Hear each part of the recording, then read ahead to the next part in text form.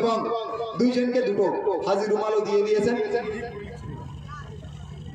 এখন ভাইজান হুজুর নসিহত করবেন, আপনারা সকলে মাহফিলের মধ্যে প্রবেশ করবেন। আসসালামু আলাইকুম। ওয়ালাইকুম আসসালাম।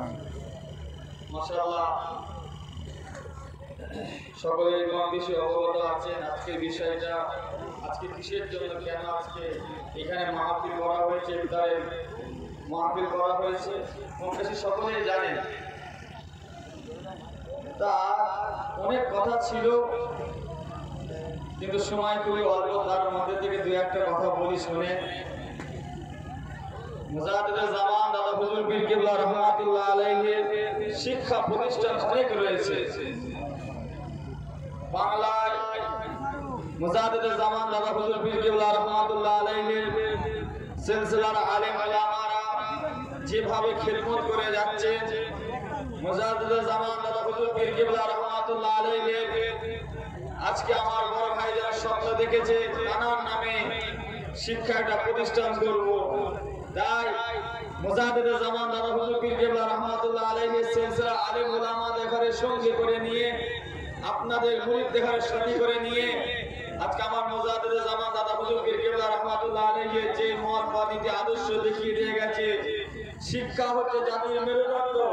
তাই বড় ভাই হুজুর পীর কিবলা শুধু ওয়াজ নসিহত করেনি, মুজাদ্দিদুল জামানের এই দিকটা খেয়াল করে এই আপনার ডায়মন্ড হাওড়া এলাকার যারা আমার মুজাদ্দিদুল জামানের অনুসারী ভক্ত মুরিদরা আছে, তারা ঈমান আকীদা নষ্ট না করে ফেলে, বাতিল দলে না চলে যায়, বাতিল ফিরকার মধ্যে না পড়ে যায়, যেন ঈমানের সঙ্গে মত হয়, যেটা আমার মুজাদ্দিদুল জামান হুজুর পীর কিবলারা দাদা হুজুর পীর কিবলা খলিফা গণেরা যেটা বেশি প্রাধান্য দিয়েছিল, নামাজ রোজা হজ যাকাত যেমন প্রাধান্য দিয়েছিলেন, সেই রকম ঈমান আর আকীদাটা বেশি প্রাধান্য দিয়েছিল।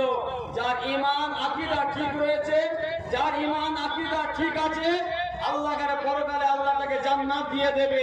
আর ঈমান আকীদা যদি না ঠিক থাকে, নামাজ রোজা হজ যাকাত করলে জান্নাত পাওয়া যাবে না।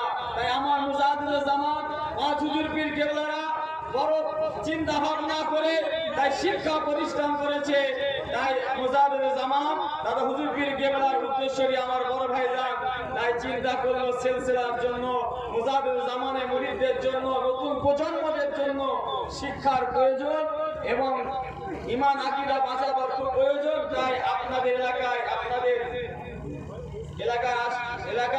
আমার বড় ভাইজান একটা শব্দ দেখে আপনারা খুশি না বেজারবো? খুশি। জোরে বলেন খুশি। খুশি তো নাকি?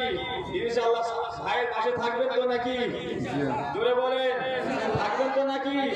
সুখে দুঃখে বিপদে সব সময় পাশে থাকবেন তো নাকি? বলেন ইনশাআল্লাহ। দেখেন আমি ছোট হতে পারি, আমার শিক্ষা খুবই কম, কেন এখানে যেখানে জানার হিসাব এসেছে, বড় বড় আলেম ওলামা হযরতরা এসেছে, ভাষাগত ত্রুটি হতেই পারে। আমি এই বয়সে এখন পর্যন্ত 3-4টে মাদ্রাসার প্রতিষ্ঠানের আমি দায়িত্ব রয়েছি, কিন্তু এই জায়গায় কথা বলার আমার যোগ্যতা এলেম নেই। তাই আমার বড় ভাইজান যখন আপনাদের ঘরে নিয়ে স্বপ্ন দেখেছে, আপনাদের প্রজন্মের ঘরে নিয়ে স্বপ্ন দেখেছে, ইনশাআল্লাহ পাশে থাকবেন তো? আরো জোরে বলেন নারে তাকবীর, নারে তাকবীর।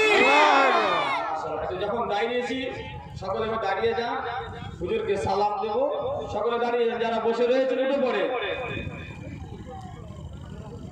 সময় খুবই সংক্ষেপ। ইয়া নবী সালাম, ইয়া রাসূল সালাম, ইয়া